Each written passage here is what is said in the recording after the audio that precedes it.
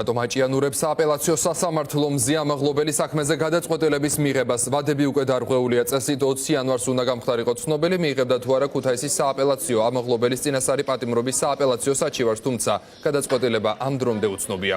Ბათუმელებისა და ნეთ გაზეთის დამფუძნებელი კი 14 იანვრიდან რუსთავის ციხეში გადაყვანის შემდეგ პროტესტის ნიშნად შიმშილობს და მხოლოდ წყალს იღებს. სალომე ბოკუჩავა მუშაობს თემაზე, ის ახლა ფორმულას ეთერს უერთდება. სალომე, გისმენთ.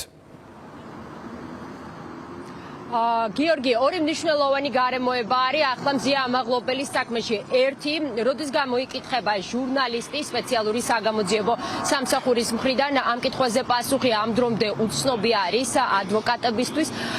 წეს გუშინ კი მასთან ის მოინახულეს კაციტაძის სამსახურის წარმომადგენლებმა და მითუმტკიცებულების სახით ამოღებული არის ის დასაცმელი, რომელიც ნეტგაზეთისა და ბათუმელების დამფუძნებელს ეცვა დაკავების მომენტში. ასევე მნიშვნელოვანია სააპელაციო სასამართლოს მოლოდინები. ადვოკატები ამბობენ, რომ ყველა ვადა არის დარღვეული მიუხედავად იმისა, რომ მათ მეორე ინსტანციის სასამართლოს წერილობით მიმართეს ჯერ კიდევ 15 იანვარს, თუმცა დოკუმენტის გადაგზავნა სააპელაციო სასამართლოში ყოველგვარი ვადების დარღვევით მოხდა. გასული არა მხოლოდ 72 საათი, არამედ რამდენიმე დღეც კი ადვოკატები არ გამორიცხავენ, რომ ეს პროცესი ხელოვნურად ჭიანურდებოდეს.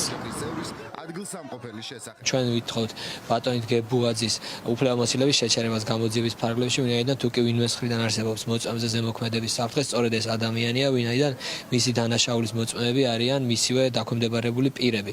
აღნიშნულზე გამოძიება დაიწყო სპეციალურმა საგამოძიებო სამსახურმა და ველით რომ ეფექტურად წარიმართება აღნიშნული პროცესი. რაც შეეხება სააპელაციო სასამართლოს საკითხს, აღკვეთი ღონისძიების შესახებ პატიმრობის მიღებული უკანონო გადაწყვეტილება ჩვენ გავასაჩივრეთ.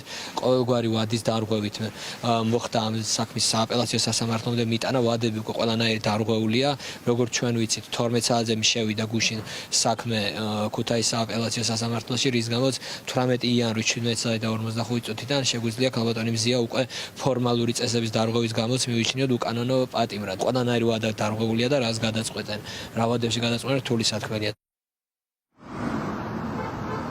ჟურნალისტი მზია ამაღლობელი 11 იანვარს ბათუმში ორჯერ დააკავეს. პირველი მისი დაკავება მოხდა ადმინისტრაციული წესით და ის რამდენიმე საათში გაათავისუფლეს, ხოლო მეორეჯერ ის დააკავეს პოლიციელზე თავდასხმის ბრალდებით.